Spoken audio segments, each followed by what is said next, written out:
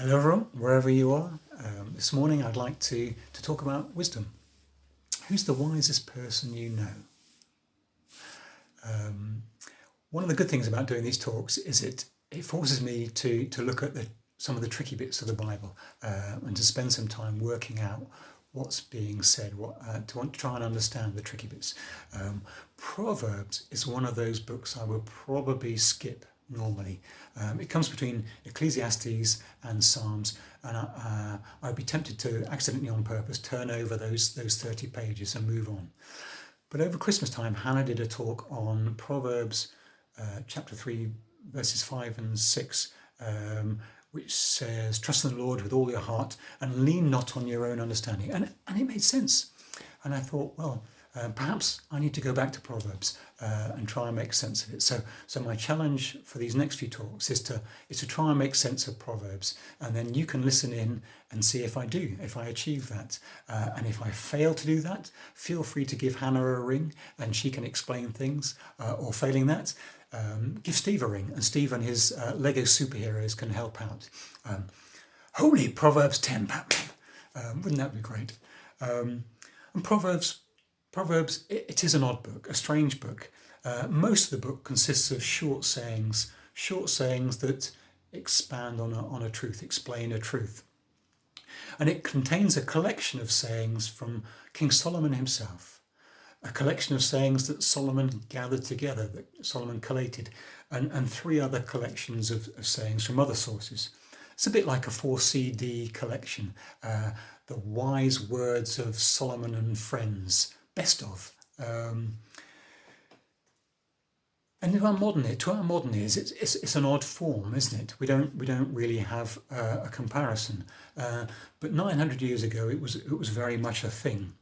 And if we turn back in our Bibles to 1 Kings 4, we read, God gave Solomon wisdom and very great insight and a breadth of understanding as measureless as sand on the seashore, greater than the wisdom of Egypt, wiser than any other man, even Ethan, Heman, Calcol, and Dada. They must have been the four wise guys of the time. He spoke 3,000 proverbs, and his songs numbered 1,005. Men of all nations came to listen to Solomon's wisdom. Now, there are in existence other collections of sayings, some that even predate Solomon's wisdom in Proverbs, up to 1,000 years before, sayings from Mesopotamia and from Egypt. So Solomon didn't invent this form, but it's Solomon's wisdom in Proverbs that lives on. We still read Proverbs, well, I don't, but you might do, still read Proverbs today. And I've tried to think of a modern comparison. Is there a modern comparison? And I don't think there is, or I can't think of one. I mean, Wikipedia's a collection of knowledge and not perhaps wisdom. There are books on the collected sayings of Karl Marx or the collected sayings of Chairman Mao. But these things tend to come and go depending on what the popular culture is at the time. There are modern proverbs. We have modern proverbs. Action speaks louder than words. The pen is mightier than sword. And I found a great proverb, a Kenyan proverb, which says, when elephants fight, it's the grass that gets hurt. And my absolute favourite bit of popular wisdom from last year goes something like this. Wash your hands, stay indoors, thank you, baked potato. Only visit grocery stores, thank you, baked potato. And you have to wonder, what will the historians of 3,000 years' time, the historians of 5021, what will they make of that? But the book of Proverbs remains relevant all these years later, as I hope we will discover. And the reason it does, I think, is it points towards a timeless God. Lots of our current proverbs point at the individual, how I can be a better person, how I can live a better life. But the book of Proverbs does that too, but it points beyond the individual. How I can live a better life because I know and serve the perfect God. How I can be faithful in my relationships because I know and serve a faithful God. How I can be honest in my business dealings because I know and serve an honest and just and righteous God. So that God that Solomon was teaching about all those years ago is the same God that wants to know us and wants us to know him today. So Proverbs is just as relevant today.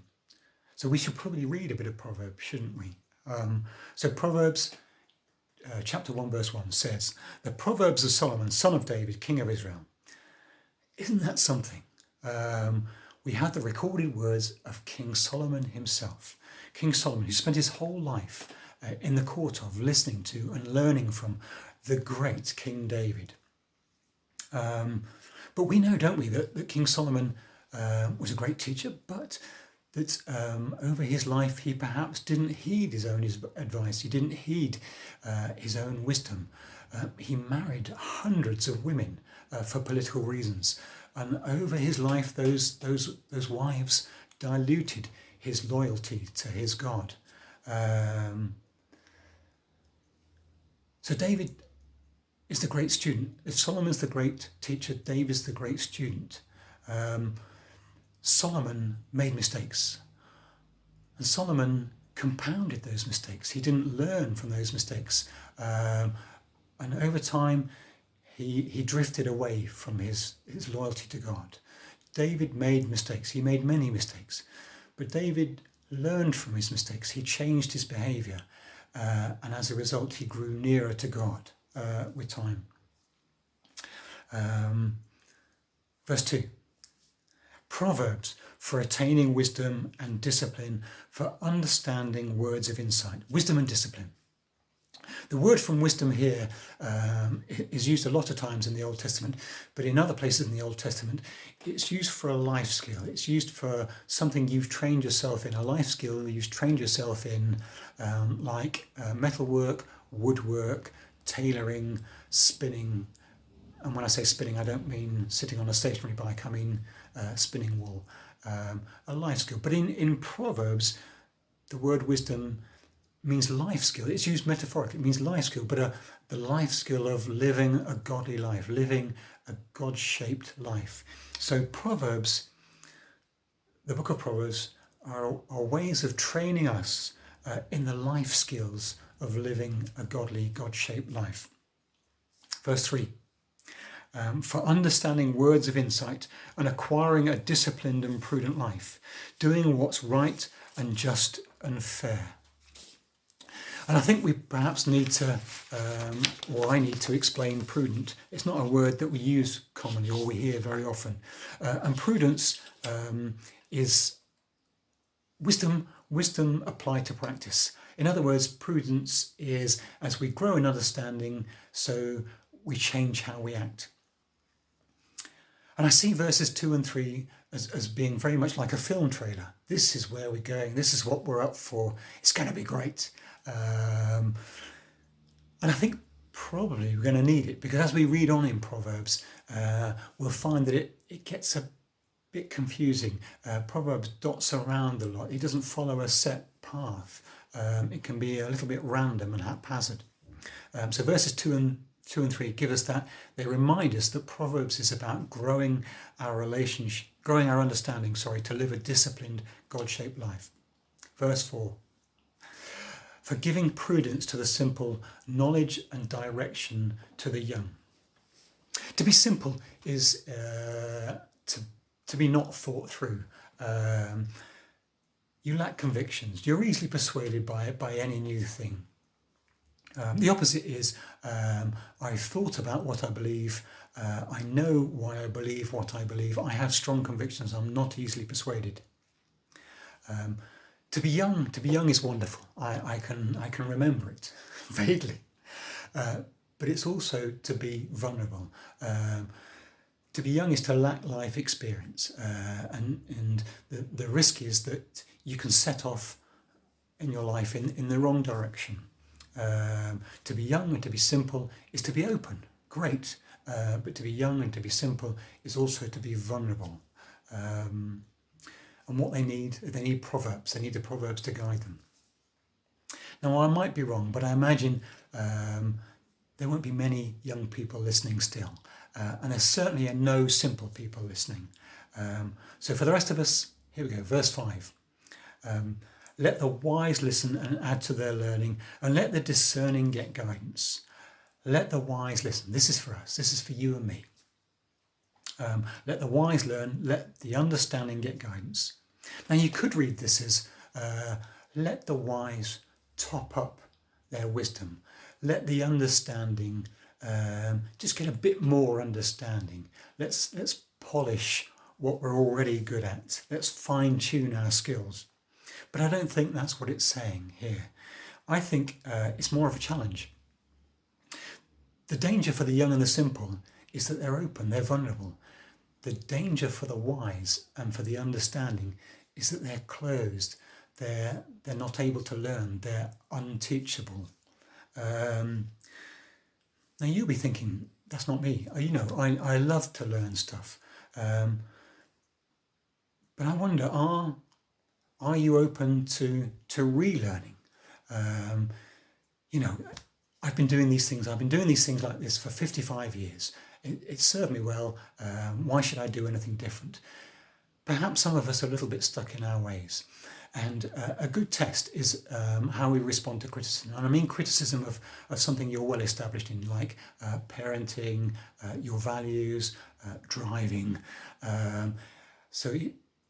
What's your first response to criticism on those things? Is it, I must consider your opinion. I can learn something here. Or is it, you idiot, what do you know? And it gives us an idea of how open we are to, how teachable we are. And the challenge of verse 5 as we come to Proverbs is, are we teachable? Verse 6, for understanding proverbs and parables and the sayings and the riddles of the wise. This verse exposes my problems with the Bible sometimes. It can be so obtuse, can't it? We have songs, we have wisdom, we have poetry, we have history, we have letters, and it's 2,300 pages long, my Bible.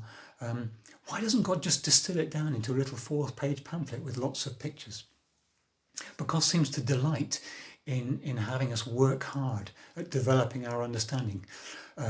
When Jesus asked people questions, when people asked Jesus questions, he never simply said yes or no. He responded with parables. He responded with another question. He wanted people to dig, to develop their understanding, their appreciation of him. And God wants us to do the same. He wants us to develop and work hard at our understanding.